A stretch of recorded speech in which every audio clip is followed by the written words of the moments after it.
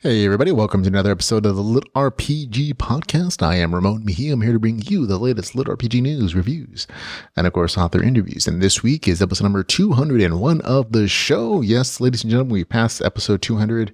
Go watch it from last week. It was great. It was inspirational. All the wonderful things. I just remember that episode is on. But we're past the 200 mark. That's about 4 years of their stuff, and we're moving on into the future with more reviews for you, more content every single week on the show. This week I have 9 reviews for you folks. That includes 4 from myself and 5 from our contributor, Ian Mitchell. From me, it's going to include Delvers LLC, Surviving Ludus, Artifice Universe Collection, book number 1. That's an anthology collection of short stories. Also, PrimeVerse, Force Login, and Battlefield Evolution. And last, but it'll be Shooter, Hunting Beast book number. There were now 5 nice reviews picked out just from our contributor, Ian Mitchell. So I'll give you those in a bit. Before we go into any of that, we're going to, of course, go into LitRPG news.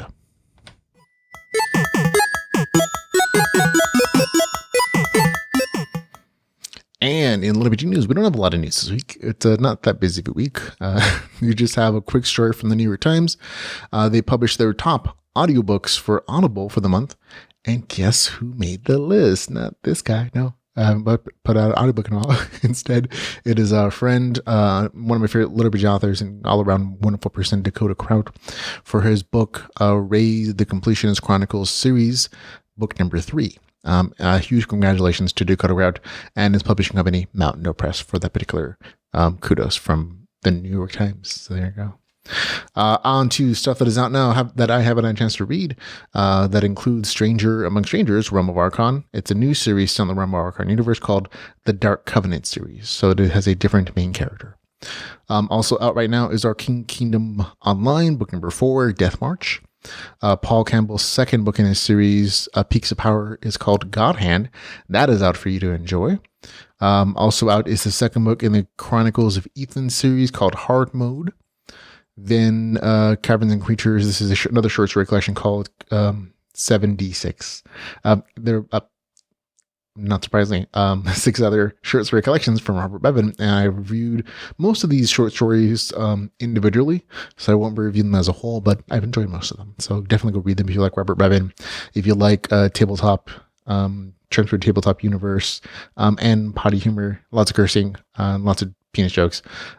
This is a really funny series, if you like that kind of humor, though. In new LitRPG audiobooks, we have quite a few releases since we've last week, and that includes Blood of Fate, World 99 series. Raise, which you talked about already, is already out as an audiobook. Completionist Chronicles, book number 3. But also out is Enora Online, book number 2. As is The Village of Noobtown, and I actually really enjoy the series. Book 1 and 2 have been very entertaining for me. I highly recommend those particular novels. Audiobooks hopefully better. Also out as an audiobook is Limitless Lands, book number 4, Opposition. The ebook didn't come out that long ago, so it's good that the audiobook is coming out fairly quickly. Also out, though, is the audiobook for Hard Mode, Chronicles of Ethan, book number 2, which just came out the same day as the ebook. So good for Mountain Dew Press for getting those out at the same time. Also out, though, is Somnia Online, book number 5, Distortion, by the wonderful Katie Hanna. Okay, on to upcoming stuff. This is stuff that is coming out in the near future. This stuff I've scoured the internets for, Amazon, people's Facebook pages, author lists, just to collect everything for you folks at home so you know how to plan your buying schedule. And authors can take a look at this to see when they want to publish. If they want to publish and go against some higher names, that's up to them. Sometimes there's some very limited spots in some weeks, so good information all around. On November 25th, which is not that far from now, it'll be Roadtree Online by M.A. Carlson, the third dive called The Endless Savannah. So there's that one.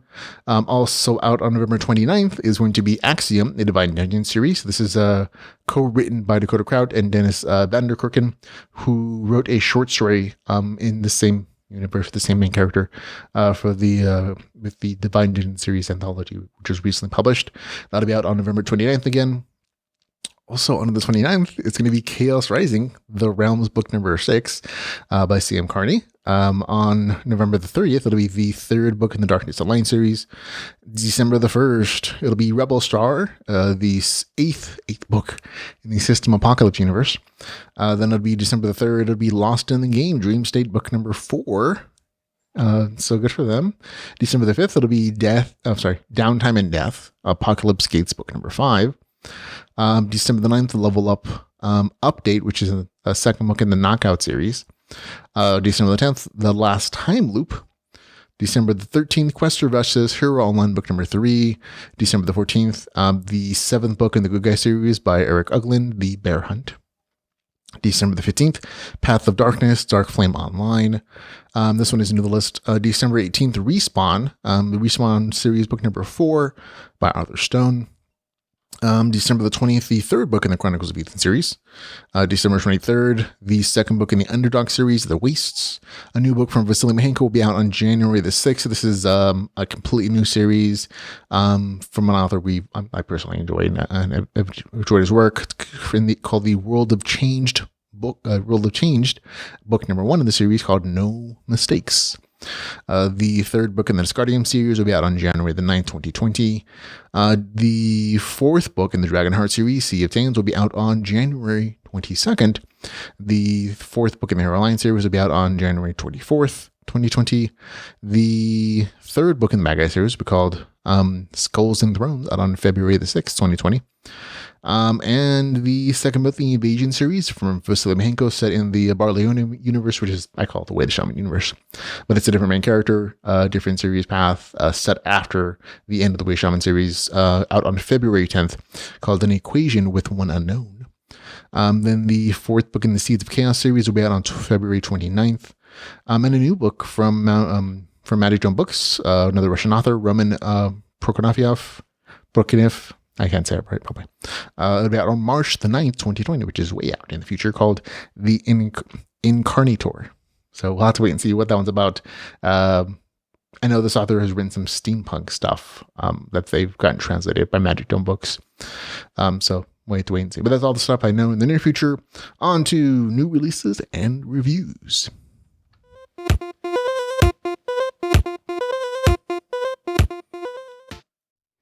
And this week, we're going to start off with Delver's LLC, Surviving Ludus, Artifice Universe Collection, book number 1, it's a collection of stories curated by Blaise Corbin. It is 447 pages, $5.98, which seems like a real specific price point. But it's also available on Kindle Limited, so if you have Kindle Limited, don't worry about it. There's a lot of individual short story descriptions here. I'm just going to be the one for the collection, though. A collection of 7 stories from 7 different authors, all taking place on Ludus. Ludus is a dangerous fantasy world from the series Delver's LLC and Nora Hazard. Surviving Ludus can be enjoyed by fans of Delver's LLC or any reader who enjoys sword and sorcery fantasy, dungeon exploration, survival, portal fantasy, magic on monster violence, or touching moments of love and honor. So there we go. And there are, I think, 7 stories in this collection. I'm going to be giving a review for the collection as a whole, and then individually for each one of those 7 author stories, I should say. Overall, this is a good short story collection. I don't think I've ever expected anything less from Blaise Corbin, who's the story universe originator. And a lot of stories have a lot of things in common in that someone's transported to Ludus, and they have their beginning sections, and they have their powers and action adventure stuff.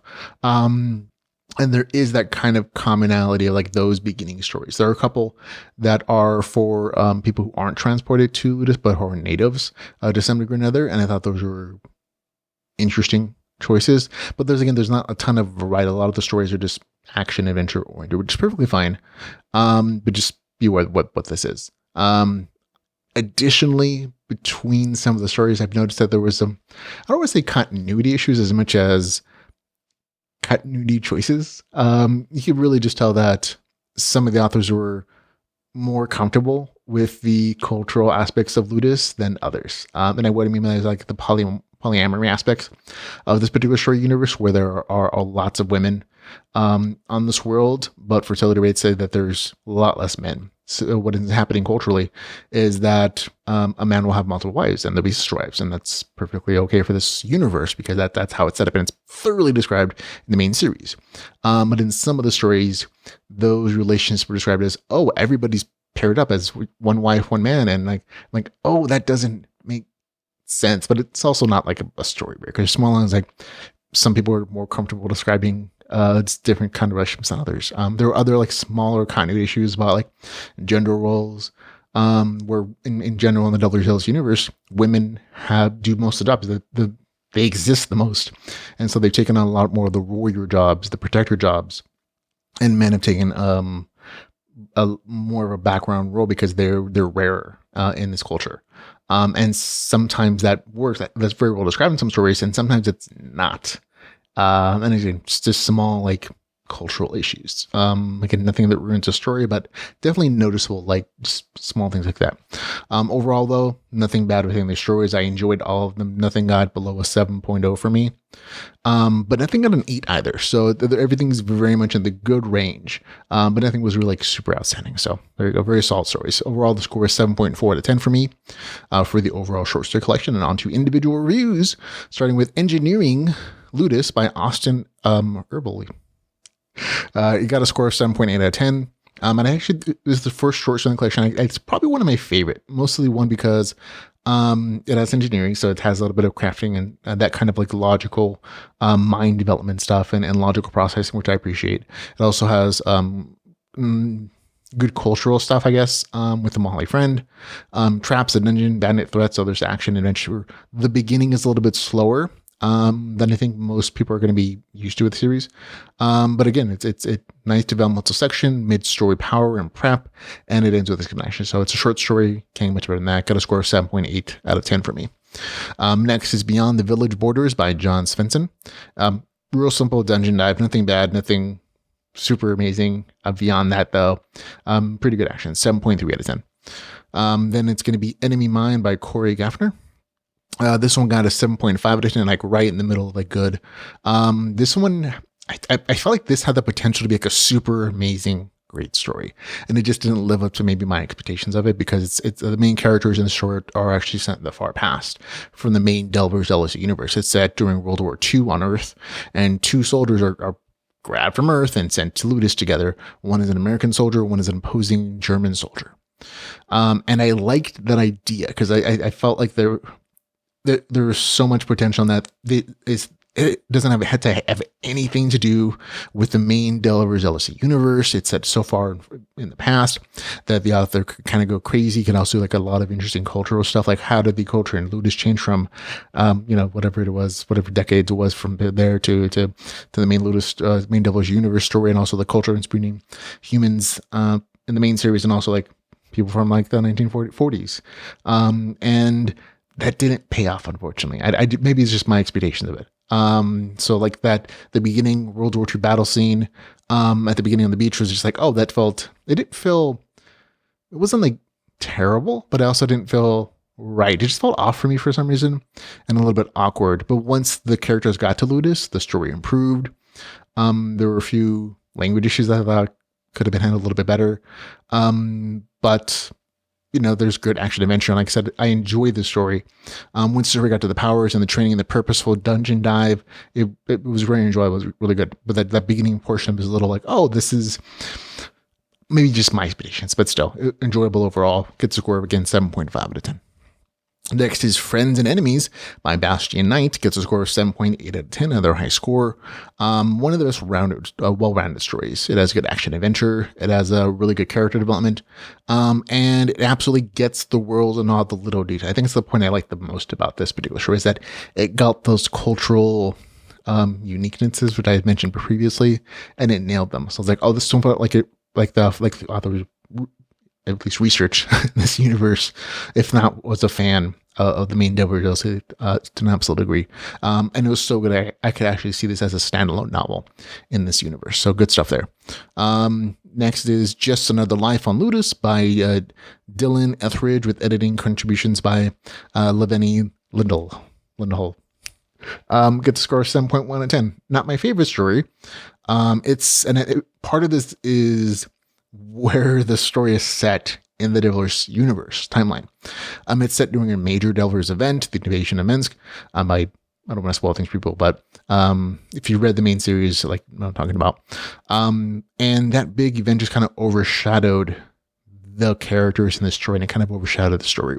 One, because readers are already familiar with what the big events that occur there, and so they already know how it's going to end, and so nothing in that particular larger plot line was going to be a surprise. However, the details in the story are original and they're interesting in their own respect, but it was hard to really care about these characters. There wasn't a lot of character development, unfortunately, before like these big events happen, and main character just kind of has to react. So it's a decent story. It's not bad. Again, it's not getting a negative score. It's like, oh, it's not my favorite. It gets a score of 7.1 out of 10. Next is Missing in Action by Blaze Corbin. Again, this is a really good story. It has action adventure, and it gives some history for a particular familiar character, which I thought was kind of neat. Again, this is more of a peek from the main author, who writes all the stories, obviously, and knows all those little like backstories that we're probably never going to see. And so this is kind of a nice introduction to like, oh, one of those characters. So it gets a score of 7.6 out of 10. Had a good time with it. And last is A Guiding Hand by Raymond Johnson. This one gets a score of 7.1 out of 10. Again, it's not my favorite. It's not bad. And I enjoyed it. But the story is supposed to be told from the point of view of one of the dungeon monsters, an orc. And unfortunately, again, maybe this is just like my expectations, but I expected the voice of the character, whether it's the narrator's voice or the main, or like the actual dialogue, to feel different from one of the humans or one of the Mahali or one of the other like regular race characters. And it just didn't. There's like very little, I don't know, say orc personality or cultural influence in there. There's a little bit, but it's not like a great deal.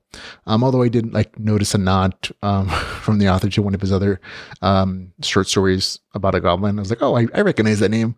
So I thought that was kind of neat. But overall, it's just like, it just wasn't as culture related, I guess, monster culture rich as some of the other short stories that I've read by this author. So maybe that might have been just expectations. But again, not a bad story. It's still good.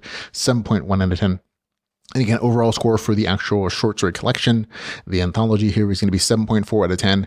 It's a good score. Had a good time with it. That Delver's LLC Surviving Ludus Artifice Universe Collection, book number 1, with a score of 7.4 out of 10.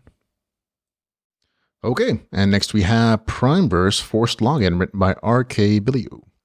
It is 281 pages, $4.99. It is available on Kindle Unlimited, and here is the author's description.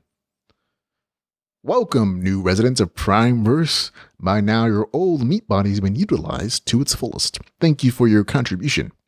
You have stepped foot on a new journey for humankind, the journey to a life that will never end. You have started as a blank slate. The sky's the limit. Be all that you can be. You are now in PrimeVerse. We built PrimeVerse on the backs of many of the most popular video games with one goal: to make the most realistic, fantastic world for you to live in and your fellow residents to live and thrive in. You can live, laugh, and love. You can feel pain, hatred, and anguish. This world allows you the full range of human experiences while also granting abilities unheard of. Will you unlock the secrets of magic? Will you study blade or bow? Will you attempt to recreate the technology of the world you left behind? Anything is possible. No matter how many times you die, it still sucks. For Hudson, the virtual world of PrimeVerse isn't all bad. It's beautiful, much nicer than the overpopulated Earth. It almost feels like a vacation, except for the volatile wildlife, lack of amenities, and, oh yeah, the inability to log out. Exploring the world, learning its class, and leveling skills is all fun and games until a powerful rogue player with a vendetta shows up to wipe out Hudson and his primitive tribe. Thrust into a conflict he didn't create, Hudson is forced into a cycle of respawning, where he learns that even death can be used as a tool. So much for that vacation. It's not like he signed up for any of this, or even went willingly, but when life hands you lemons, you use them to kill the dog-sized spiders that are trying to eat your face. So there you go. That's actually that's probably too long of a novel description, to be honest. This is a digital afterlife literature story. So that's essentially the setup. The setup didn't quite click for me, but it doesn't also matter because the main character is in the game world because of it, which is described already within like a few pages of the story. So I did like the fact that he's in the game world so quickly. The tutorial section of the story, which is about the first 25% of this novel, it's actually a really nice introduction to the game mechanics of the world. It shows the main character as a problem solver and that he uses his brain instead of necessarily might. And it provides a way to get the main character his magical advantage or his advantage that makes him unique and the hero of the story. The game mechanics in the story are going to be kind of familiar. They're going to be familiar enough that you're going to kind of already have a feel for them, but they're still different and interesting. And then one of the more unique aspects of the story is that it's not just level based, but it's also skill based. And skills have to be slotted if they're going to increase past 10, which means that the main character and all the characters have to kind of choose what skills they're going to slot and either swap them out or leave them as those to advance them. The main character, this is a tiny bit spoiler. The main character gets a treasure hunting class, and it has a couple of aspects that feel like they're there for story purposes instead of like actual game mechanic purposes, or to advance the story or to be like story elements. But other than that, everything on the game mechanic side is really balanced and good, and it makes sense and it's interesting as it's shown throughout the entire story. I like learning about the game world, and I like learning about the game rules and how the main character kind of maximizes their use very logically. About 25% of the story, the main character finally meets other players, which adds social conflict, community building, survival aspects, and crafting, basically, because nothing in the game world is provided. So everything has to be built from scratch, including weapons, homes, clothes, tools, respawn points, all those different things.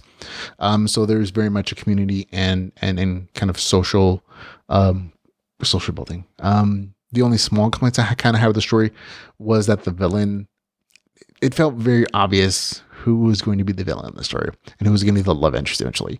And those aspects felt a little bit forced. So, but other than that, everything in the story is really nice and entertaining, and I had a good time with it. And that's kind of point of reading stories, especially LLPGs, just have a good time. And I definitely do with this one. Gets a score of 7.7 out of 10. That's PrimeVerse, forced to log in with the score of 7.7 out of 10. And next we have Battlefield Evolution LitRPG, written by Daniel Dragon. It is 154 pages, $2.99. It is available on Kindle Unlimited. And here is the author's description. Draken grew up in a world overrun by demons and spent his entire life fighting on battlefield after battlefield, hoping for a small chance of survival in the years preceding the demon invasion. Humanity had lost to the demons 300 years ago, and now, because of that defeat, all of their third-born children only had two options: become food for the demons or level up from the bodies of thousands of people that they slaughtered. Draken, however, gets lucky enough to receive a weapon the day before he turns level 2, finding it in the brambles and thickets of the previous battlefield after days of fighting in the rain as his clothes soaked up blood. This weapon, a seemingly ordinary silver sword, however, has an extremely powerful skill imbued inside of it that may forever change the fate of humanity. With it, he's able to evolve into all the other demons that have taken over Earth as long as he gathers their blood and strikes the last blow. Starting from a goblin and making his way up the line of demons, he fights for a chance to save humanity from the demons' butcher shops and farms where all third-born and further generations are treated like meat to be harvested and eaten. Warning, this story contains gore and a few difficult moral situations that aren't suited for everyone. So there you go. This is a boring story, and that's the easy version. The beginning, I should say, is a little bit boring. Once the main character gets to the killing point, which is a little bit into the story, things get halfway decent. Overall, I did like the story. The pacing it's very quick, which means you don't have a lot of time for character development, or self-reflection, or really plot. And that this one kind of lacks all those things, but still, it kept me turning the page, which is kind of the point of the story. And the thing that kind of kept my interest was definitely the game mechanic. There aren't a lot of game mechanics here. There's definitely level and experience points, all the good stuff. But the thing that was kind of like, oh, what's going to happen next and how's this going to unfold was definitely the ability of the main character to learn demon skill abilities. And also the magic part, that where he can take the form of the monster he killed as a unique mechanic. And I stayed just interested enough to finish it off. I don't think I'd read a second book in the series if it existed, or even like read this again. But it's a decent read. And I was like, okay, I I didn't regret spending time in it. But again, the big pulls here are basically going to be decent action and a unique-ish mechanic there. And that was good enough for me to enjoy it overall. So I get to score 7.1 out of 10 for me. That's Battlefield Evolution LitRPG with a score 7.1 out of 10. Okay, next is Shooter Hunting Beast, book number 1, written by Austin Andrews. It is 272 pages. It is $2.99. It is available on Kindle Unlimited. And here's the author's description. James's day has finally come to slay the Reaper's beast, climb up the ranks, and clean his father's name. After 3 years in the Hunter's Academy, he's finally ready to join his brothers in arms and prove that his father's suspicions about corruption within the organization were wrong once and for all. On his very first day, he ends up being forced to go out on a hunt with 2 people he's never met before, the shy fire controller Tommy and the dark metal whip cracking goth Kendra. When they confront the Reaper's creature, they make a shocking discovery, one that can jeopardize the whole world and undermine their loyalty to the Hunters. There are beasts out of the ordinary, and their organization, the Hunters, might be involved. It's a race against the clock to beat the bloodthirsty beasts, and all the while the relationship between the 3 of them is getting more and more complicated. A clash of personalities is imminent, and new members join the group, and colleagues might become enemies. But James can't lose focus on the fate of the world. With everything hanging in the balance, can James and his team slay the beast and stay one step ahead of both the Reapers and the Hunters? Okay, there it is. Short version of this. This is a boring story. For me at least. The story felt like it was inspired by Monster Hunter, which is not a bad system to kind of be inspired by. I actually enjoy the Monster Hunter games. Only this is set in a modern world. However, the author doesn't really do much with the game mechanics. The game mechanics are limited to you get experience points and you level. That's it. Everything else in the story feels very much fantasy, like magical fantasy sci-fi in the modern world. As far as like power progression and everything. The storyline itself that brought the new monster hunters in this secret battle against a new type of monster was absolutely forced, as is most of the lot. And I think the biggest issue there for me was definitely the awkwardness of the writing itself. And that usually doesn't bother me. But in this case, it wasn't like that. There's a lot of technical issues here. There are occasional, but it was really along the lines of how everything is phrased. It just felt very awkward. And, I don't know, it just didn't feel correct in my brain around me. It felt like it was like it should have been written differently. And I'm not criticizing authors right to write their story whatever they want to. It's just that the way that the sentences were phrased, in my brain, I was like, that doesn't sound right. I can't put my finger on why. And so that's what happened. Essentially, like almost every other paragraph, and so it made it challenging to read the story at all. And then, however, I could kind of overlook those things normally if the story was good, or if the action was good, or if the game mechanics were really cool. And none of that is here, unfortunately. Nothing's really horrible. It's technically LitRPG because again there is leveling and there's experience points. But at the same time, that's kind of all there is to it as far as like game mechanics go. So there's nothing really interesting there. The action itself was just kind of like meh. So there wasn't anything. The story itself again felt forced. So I just couldn't really enjoy it. And overall, I was just kind of bored with the story. Gets a score of 5 out of 10 for me. That's Shooter Hunter Beast, book number 1. Just couldn't enjoy the story, and it was boring. So there you go.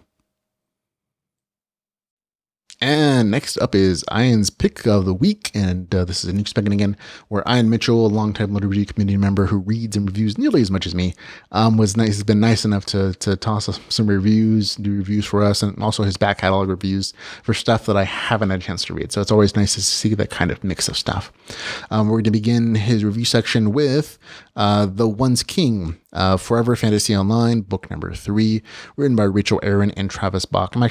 I enjoy Rachel Aaron's regular fantasy series. I forget what it's called though.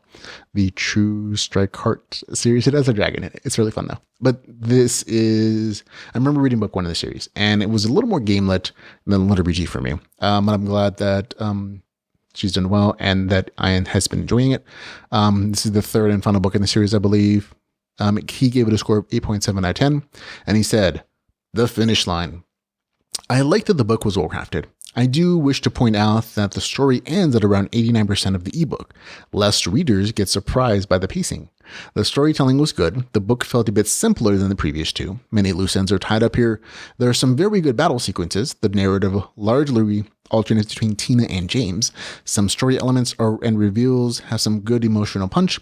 I found the ending of the story satisfying and enjoyed the nice little bit of after everything else was at the end. I wasn't blown away by awesomeness, but I was content when finished, and I gave it an 8.7 out of 10. And I feel like that score should be a little bit lower if he wasn't blown away by awesomeness, but I never question his reviews. I scores, they're sometimes a little bit higher than me, but still. And again, I enjoyed the first book. And I have no doubt that she's a wonderful writer. I've loved her other stuff in the fantasy dragon section. But again, the series was always a little more game-lit-ish than LitRPG, but I liked it, and so this goes in our catalog. He also read this week, let's see, Warrior Academy, Heroes Fall, episode number 5 by the always wonderful, amazing Gabriel Rathwig. And this is what he said about it. He said, "I'm glad to see Hero back. Tough time for the Academy. There's a pretty interesting air battle. It's been a while since the last book, and I think I need to go back for a refresher course." That is probably true. These things get complicated. Fairly short, with a nice little short at the end about an Earth where basketball becomes the primary focus at school. I like them both. 7.5 out of 10. And I'm laughing not the review portion of it, but because that's Gabriel. Where yeah, I've done author with Gabriel Rathwig. We talk same regular basis, and then he is creative. He is definitely creative, and I've really enjoyed all the stuff that he's run. I fell out on a couple different series just because I ran out of time for stuff, but I personally enjoyed his stories. They're always like really sometimes weird, depending on the series, and they're a little herbish or related. And I was thought really interesting aspect of all of his stuff he's written is that he usually provides a playlist of music for you to listen to as you're reading through the book. Each chapter gets its own kind of musical playlist. I always thought that was kind of fun. So Ian liked this one as well. It gets a 7.5 out of 10 from Ian. He also reviewed this week Delver's LLC Surviving Ludus, the same one I reviewed this week. He gave it an 8.6 out of 10, so it's quite a bit higher than I did. And this is what he said about it. He said, "A battle in every bite. I'm not a big fan of short stories or anthologies. I am, oddly enough." He says, "This one worked well. The author, other than BC, Blitz Corbin, are readers of his works. I enjoyed reading about the world of Delver's LLC from their points of view. Their characters said a lot about what the authors found there. Mainly a whole lot of fighting and brutality for treasures, orbs, or other reasons. Most of the stories were engaging, and a couple made me think. I was glad to see this world again. I hope book 4 gets here soon." And I think a lot of fans have very similar thoughts, like, this was fun, but where's the next Delver's LLC book, Blaze Corbin? So that's it. So he gave it a score again, 8.6 out of 10. I'm actually a fan of short stories and anthologies personally, so I'm always happy to see little brief stories of that nature. But he also noted that he also noted a lot of the same things that I did, that there's an emphasis on fighting and treasure orbs and other things like that. So we kind of review on some points there. This week Ian also reviewed Adapt the Scourge Wars, book number 2, by D.W. Belfield. He gave it a score of 7.5 out of 10. I actually read book number 1. I just haven't been able to get a chance to read book number 2, so I'm glad to see it here, of course. And this is what Ian said. "A bit grim. The first book was pretty interesting. This one already has the characters established and is the start of a war. The writing was fine and fairly easy to read. What I didn't like was that I don't see a light at the end of the tunnel. It's starting to remind me of some of Gross's work. I'm thinking in Stuart Gross. In this case, where many of the characters are under some sort of mental influence. A bit of horror with some good battles. I plan on continuing reading the series. I anticipate some epic battles in later books." So there you go. I'm going to give the novel a score of 7.5 out of 10 for Adapt the Scourge Wars book 2. And I think this is the last one. He last reviewed Quantum Rogues by Eden Red. He gave it a score of 7.6 out of 10. Full disclosure that this book has some sexy times, as do all the stuff under the pen name Eden Red. If you want the non-sexy time stuff, the safe for work stuff, you can read from the same author. Eden Blue is the pen name she uses for the safe for work stuff. But here we go. Quantum Rogues, Ian said. Intro story. I like eating read stories. Yes, this one has sex in it. They all do. Nice setup of a mixed tech and fantasy elements brought to you by the mysterious villain, the Master. A lot of running and fighting. It reads like an early portions of a sci-fi movie with a bit of tabletop RPG thrown in. Mr. the Master is a dungeon master. The game is on as the first book ends. It felt like a kind of a teaser, really, but it did set the stage. I should also, this story is, I think, like 100 pages, so I think it qualifies as like a novella, short story time kind of length there. But I gave it a score of 7.6 out of 10, and that's the end of Ian's reviews, Ian's picks of the week. And that's it, ladies and gentlemen. Thanks very much for hanging out, for watching, for chilling with me for this amount of time this week. Remember, you can follow us on Facebook, on Twitter, YouTube, Patreon, and our webpage at LitRPGpodcast.com. And of course, we have links in the show notes for other great and amazing LitRPG Facebook groups where you can interact with their favorite authors and fans can talk to them. And there's meme wars and there's great conversations about this genre that we all love, LitRPG. And of course, if you want to help support the podcast in any way, shape, or form, you can find out all the ways to do so at litrpgpodcast.com/support. But until we can hang out again, ladies and gentlemen, I want to thank you again for taking the time to listen to me, to hang out with me this week, for listening to me go on and on about this genre that I absolutely love, LitRPG. And until we can hang out again, remember to go read some LitRPG. Goodbye, everybody.